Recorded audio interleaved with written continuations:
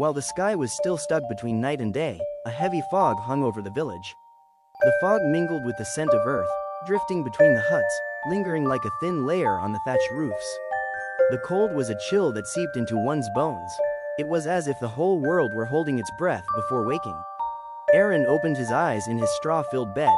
The weight of sleeplessness had settled on his eyelids. The bed was hard, and his back ached for weeks.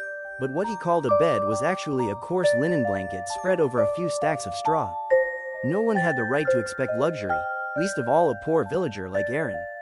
A rooster crowed, then another. The sounds echoed through the fog.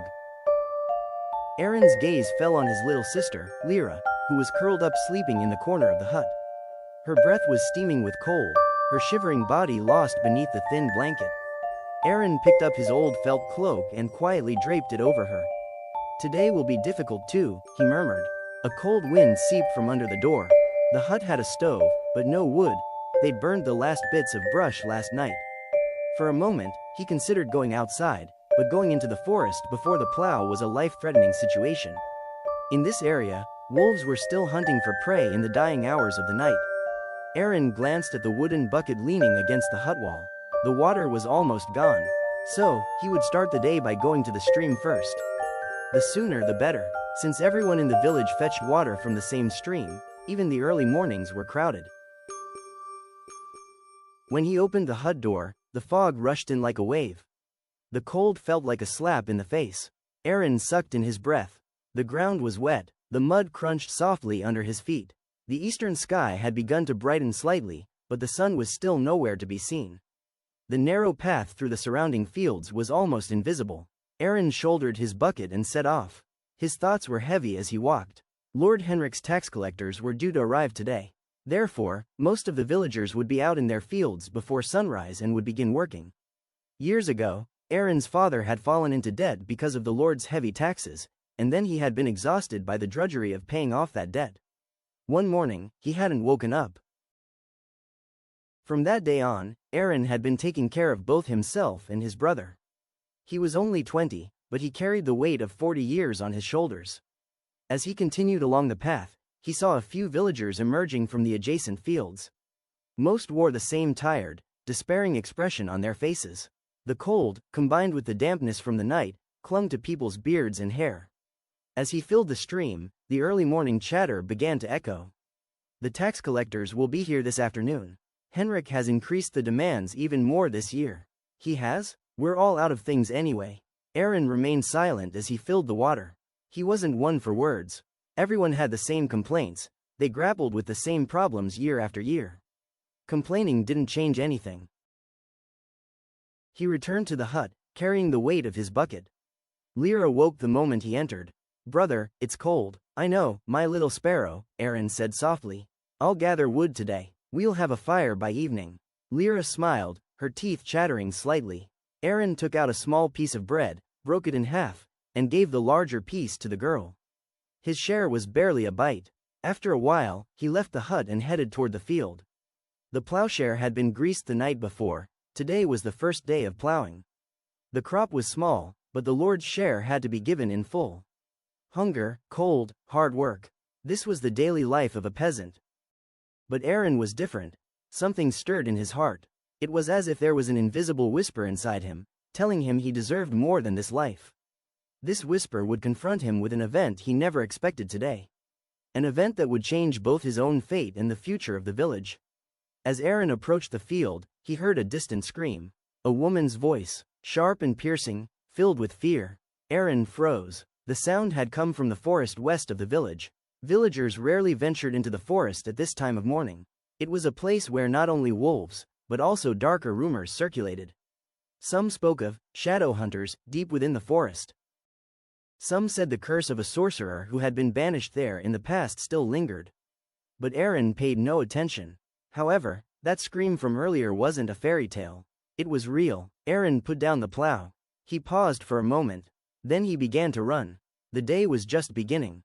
But the villager's ordinary day would quickly become anything but ordinary.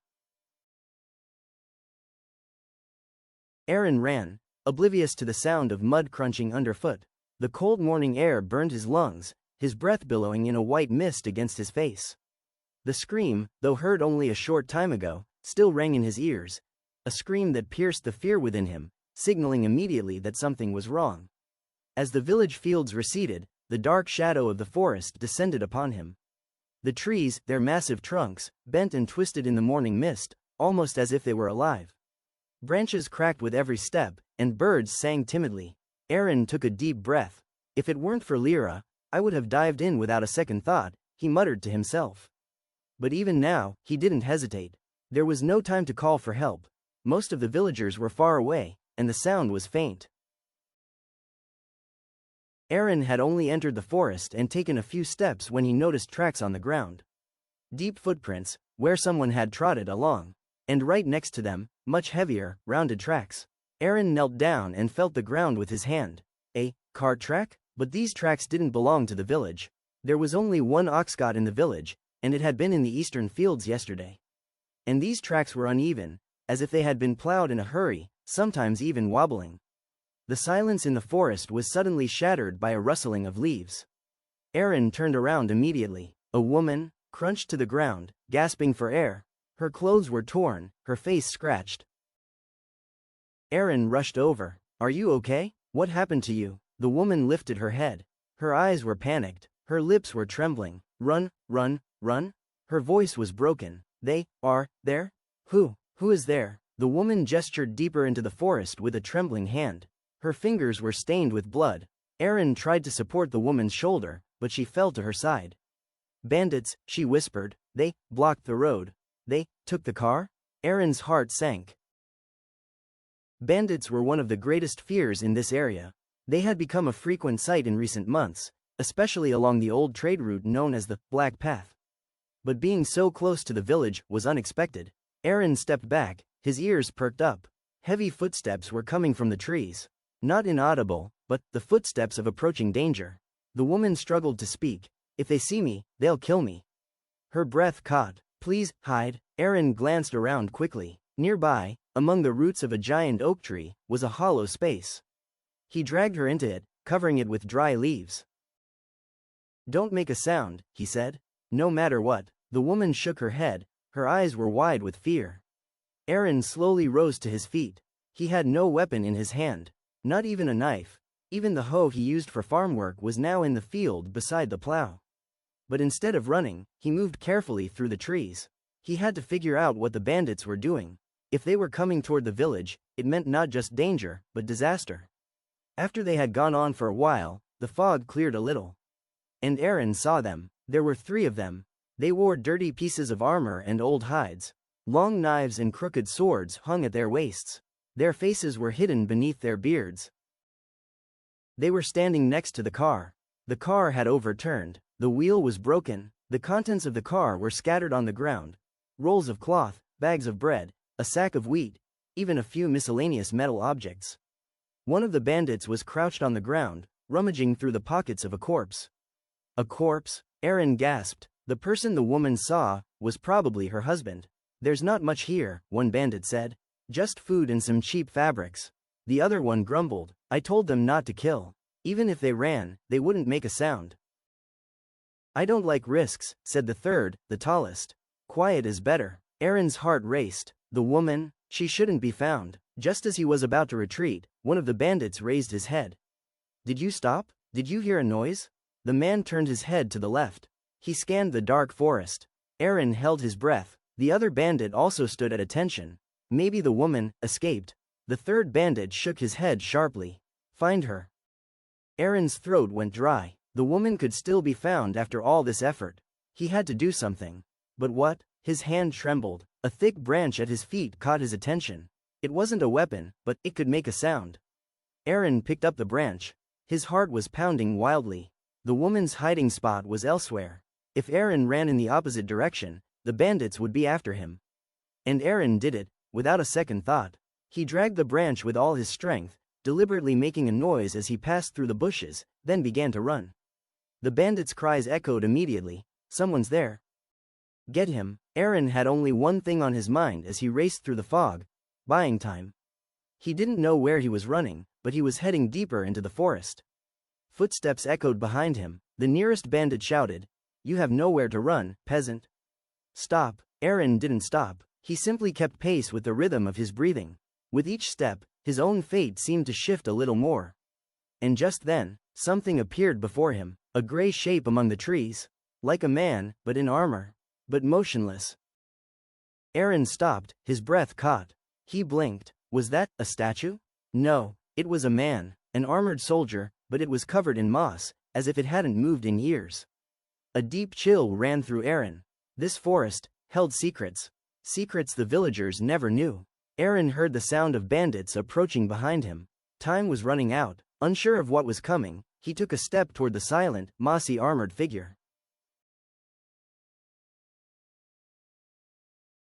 Even in the thick silence, Aaron could hear his heartbeat.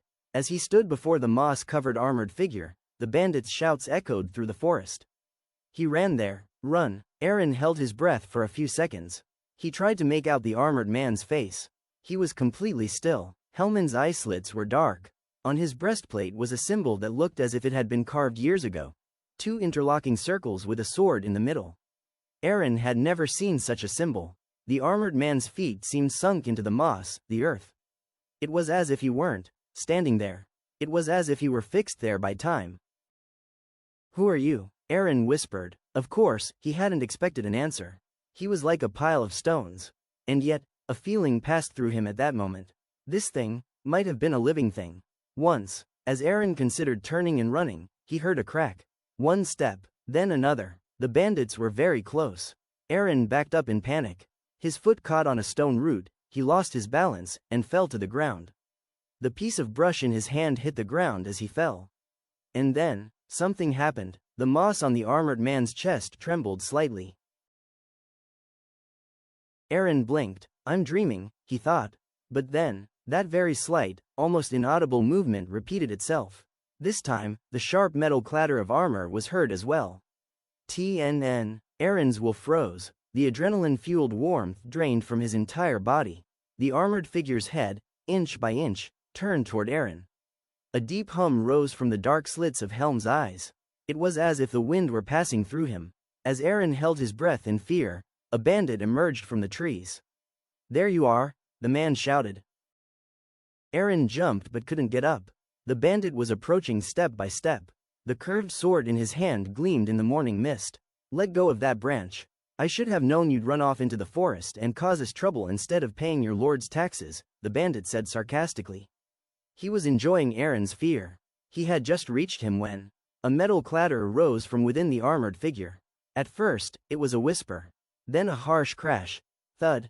The bandit flinched. What's this? The armored man's right arm moved slowly, with a heavy creak. The metal plate on his arm broke loose and fell to the ground.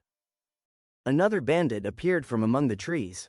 What's going on there? The armored man's body cracked. It was as if a body made not of bones but of stone and metal was awakening for the first time in 1,000 years. As the bandits froze in their tracks in a moment of surprise, Aaron seized the opportunity. He rose from the ground and crawled backward. The armored man's head rose completely. The symbol on his chest glowed with a pale light. Aaron stared in a mixture of fear and awe. How is this possible? One of the bandits shouted angrily. Nonsense. This is just old armor. The man raised his sword and stepped forward to strike the armored figure. At that very moment, the armored figure raised his right hand, and the bandit's blade stopped in midair. With a grip stronger than any human could, the bandit was stunned. Drop, but the armored figure broke the raised sword with a single blow. The sound of the metal breaking echoed through the forest. The bandits panicked. What the is this? Let's run, but not one of the three could escape. The armored figure took a heavy step. The echo of his step shook the ground. And then another. For the first time, Aaron realized something clear. The armored man was empty. There was no body inside. It was as if he were being moved by shadows and an ancient power. One of the bandits tripped as he tried to escape. He fell to the ground. As he tried to stand, the armored man's shadow fell upon him. He raised his armored arm. He looked as if he were about to make a killing move. Aaron shouted involuntarily, "Stop!" The armored figure actually stopped. He turned his head toward Aaron.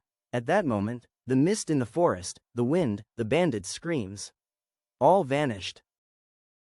It was as if an invisible bond formed between Aaron and the armored figure. The armored figure slowly took a step back.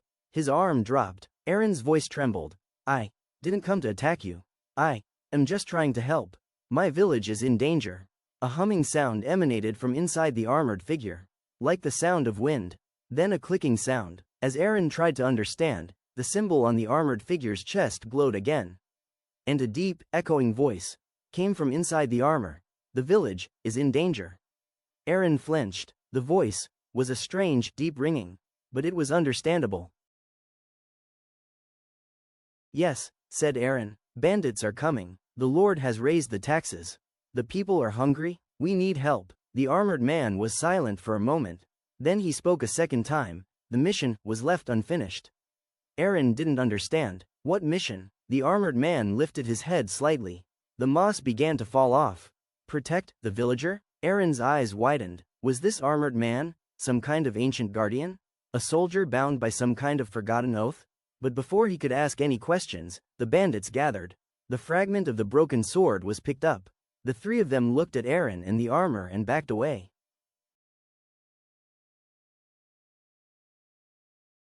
Yes, said Aaron, bandits are coming. The Lord has raised the taxes. The people are hungry. We need help. The armored man was silent for a moment. Then he spoke a second time. The mission was left unfinished. Aaron didn't understand. What mission? The armored man lifted his head slightly. The moss began to fall off. Protect the villager? Aaron's eyes widened. Was this armored man some kind of ancient guardian?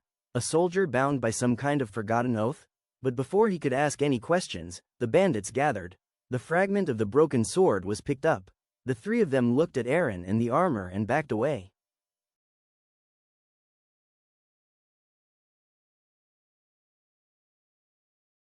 The day will be long.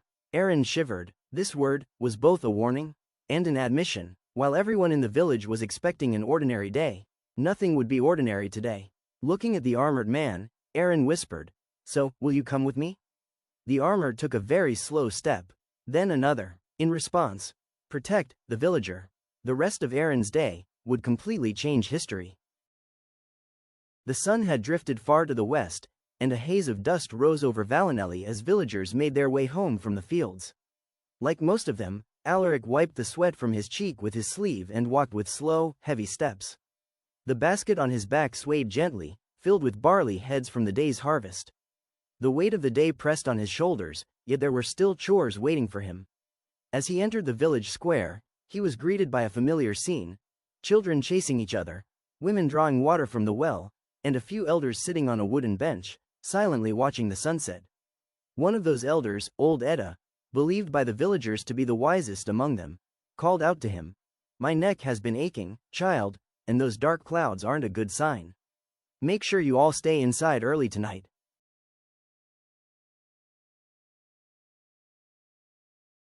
People always took Edda's warnings seriously. She had a way of sensing things, storms, trouble, even death, long before anyone else did. Alaric nodded politely and kept walking, though her words lingered at the edge of his thoughts. Before he reached his door, his young wife Liana appeared, carrying a bundle of twigs and a handful of wild herbs. "You look exhausted today," she said, studying his face. "The earth keeps us alive, but it slowly wears us down," Alaric replied with a faint smile. "Come on, let's go inside."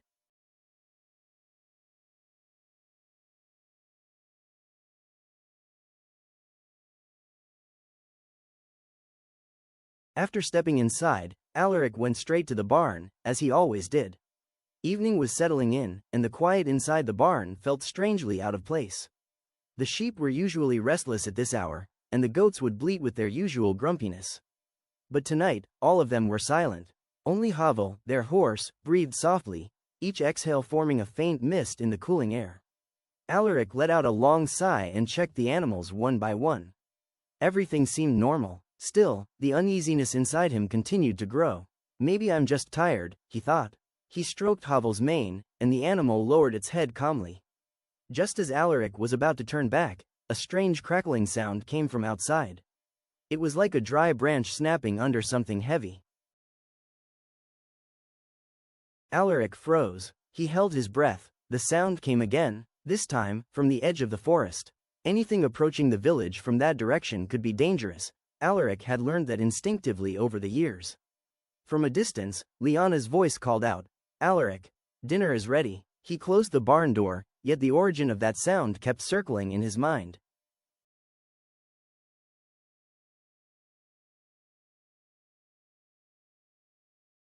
The sun had drifted far to the west, and a haze of dust rose over Valinelli as villagers made their way home from the fields. Like most of them, Alaric wiped the sweat from his cheek with his sleeve and walked with slow, heavy steps. The basket on his back swayed gently, filled with barley heads from the day's harvest. The weight of the day pressed on his shoulders, yet there were still chores waiting for him. As he entered the village square, he was greeted by a familiar scene: children chasing each other, women drawing water from the well, and a few elders sitting on a wooden bench, silently watching the sunset. One of those elders, old Edda, believed by the villagers to be the wisest among them, called out to him, "My neck has been aching, child, and those dark clouds aren't a good sign. Make sure you all stay inside early tonight." People always took Edda's warnings seriously. She had a way of sensing things, storms, trouble, even death, long before anyone else did. Alaric nodded politely and kept walking, though her words lingered at the edge of his thoughts. Before he reached his door, his young wife Lyanna appeared, carrying a bundle of twigs and a handful of wild herbs. "You look exhausted today," she said, studying his face. "The earth keeps us alive, but it slowly wears us down," Alaric replied with a faint smile. "Come on, let's go inside." The inside of their home was warm, dim, and slightly smoky. Lyanna had divided the barley soup simmering in the pot into 2 wooden bowls and placed a small piece of goat cheese beside each one. As the flames licked the stone hearth, shadows danced on the walls, making the whole room seem alive. Alaric lifted the first spoonful of soup to his mouth, then asked, "Did you see anything while you were in the forest today?" Lyanna looked puzzled. "No, I just gathered a few morel mushrooms." "Why do you ask?" "I heard something while I was in the barn. It didn't sound quite right. Probably a fox. They come closer during this season." Alaric nodded, though both of them knew foxes didn't make sounds quite like that, especially not so heavy. They continued eating quietly. Outside, the wind grew stronger, rustling the straw on the roof. The old wooden gate creaked, and somewhere far off, the cry of an owl echoed through the night. As darkness settled in, the uneasy feeling in Alaric's chest only deepened.